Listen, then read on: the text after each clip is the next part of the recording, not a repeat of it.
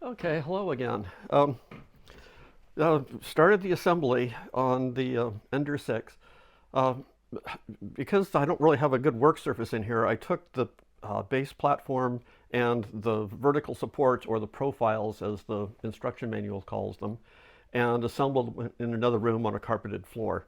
Um, Interestingly enough, there's only one screw that goes into the bottom of each one of these.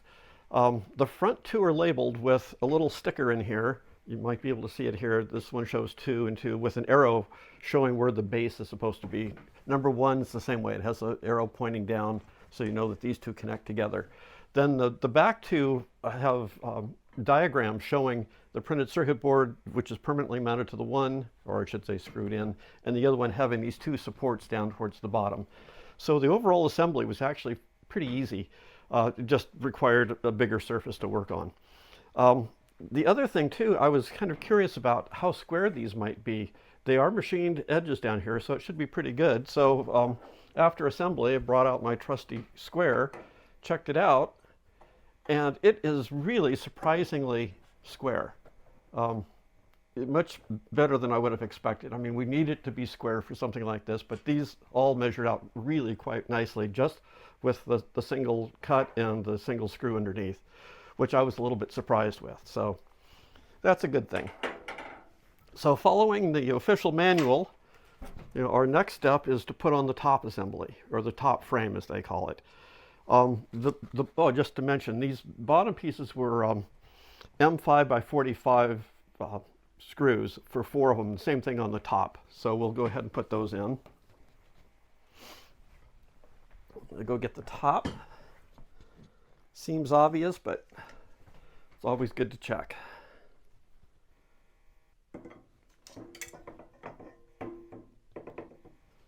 So in a way, this is a little precarious with just one person because I'm trying to line this up myself and hope I don't mess up. So let's get the screws in there.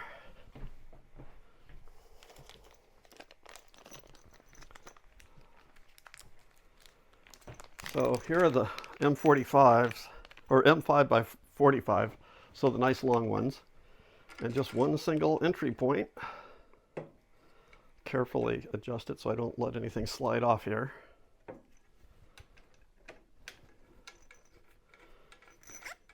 Oops. Get it hand tight, or at least as far as I can go. These recess down into the grooves in the rail, so you can't go all the way down. Let's do the next one, then I'll go back and get that one I just dropped.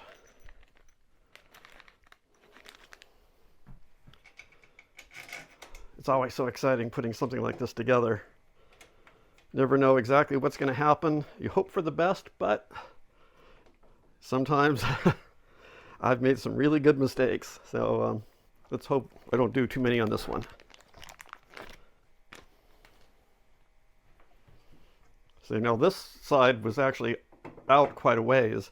It comes back in nicely, but this is what I was worried about. Doing this by myself, I could have easily pulled this off. With 2 people, somebody could be back here holding it or watching it to make sure that it's okay. So it might be good to have somebody help just for this part, but as long as you're careful, it'll be fine. Now for the harder part, finding the screw I dropped.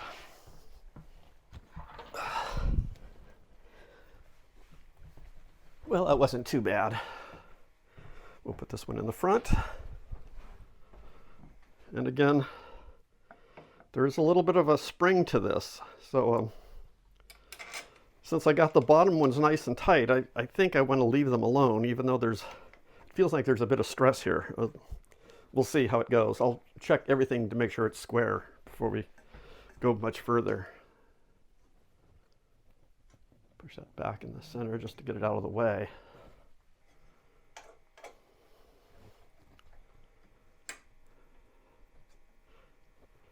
This is the Core XY type of platform, so the belts are quite long and take quite an interesting path through here.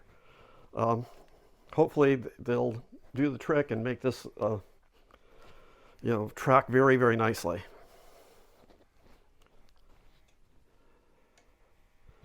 Okay, so one of the things I want to do is get these outside edges flush.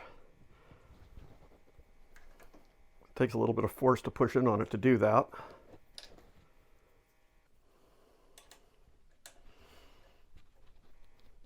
Okay, that one seems snug. I'll go to the opposite corner. Do the same thing here.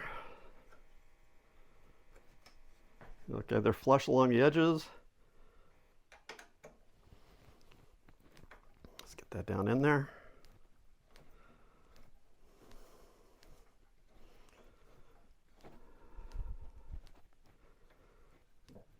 Snug it. I'm not going to go full tight here, but close. Now let's go back and do this one. Okay. Now this one doesn't want to line up as nicely to the outside, but I can push it in, and it's not too bad. Not quite as smooth as the other ones, but pretty small. I'm going to push it out just a little bit. Push back again. There we go. Okay, and finally the last one up here in front.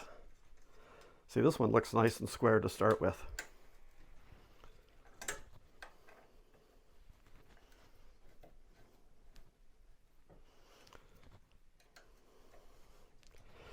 Quickly check for square.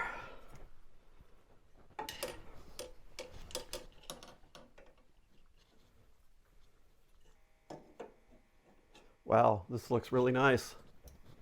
This is a little harder because it's got the supports for the motor, but let's check down here going this way. That looks good.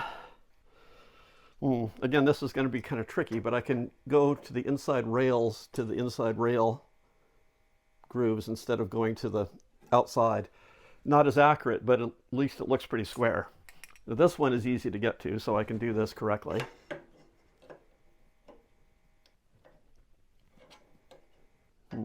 Oh, no. It's a little hard to get to. Again, there's one screw in here that's a little bit in the way. But sitting in front of it, it looks really pretty good. There is a bit of a gap, but that's because I had to drop it down a little bit to clear the screw. Let's try going in this direction if I can. Again, looks really good. Yeah, same here. And this one, oh, this is the easiest one. Wow, perfect.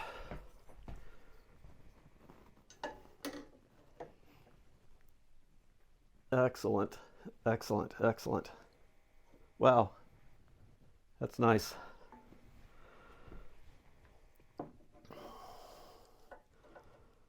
For some reason before I got this, I thought getting everything square would be a real trick, but this was painless. Okay, so one last tightening of everything.